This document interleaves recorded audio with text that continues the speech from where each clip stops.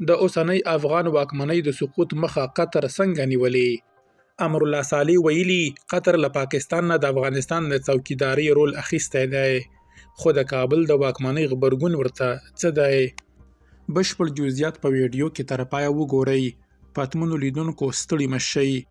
امرالله صالح وایي پاکستان د قطر هغه رول نه دی درک کړی چې د کابل واکمنۍ د جوړونې په بهیر کې لاره او یا یې قصداً له پامه غورځولی دی. هغه وایي د افغانستان د څوکیدارۍ رول اوس د پاکستان له ولکې وتلی دی.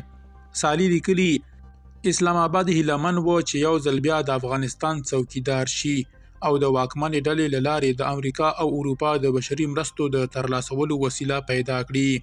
صالح وایي پاکستان د هغه رول په تمه و چې په 1990 لسیزه کې لاره. د هغه په خبره دا ځل قطر وتوانید چې دغه رول له پاکستان نه واخلي.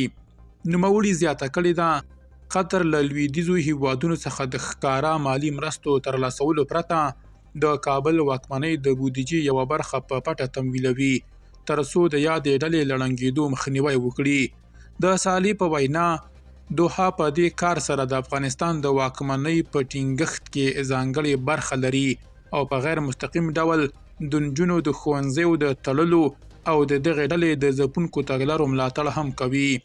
صالح خبرداری ورکړی ښایي قطر د پاکستان هغه وړاندیز ومني چې غواړي په خپله خاوره کې د پاکستاني وسلوالو غورځنګ دفتر پرانیزي، ځکه قطر پر کابل واکمنې ډلې د ملاتړ تجربه لري او ښایي یو ځل بیا ورته رول د سیمې په کچه تکرار کړي.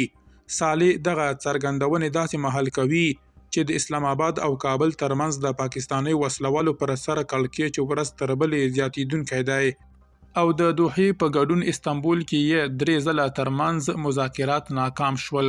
پاکستان له افغانستان غواړي چې په خپله خاوره کې د پاکستاني وسلوالې ډلې په تنزي ختم کړي او په مقابل کې یې کابل بیا له اسلام آباد غوښتي چې په خپله خاوره کې د داعش مرکزونه ختم کړي. درنو لیدونکو له ملتیا مننه.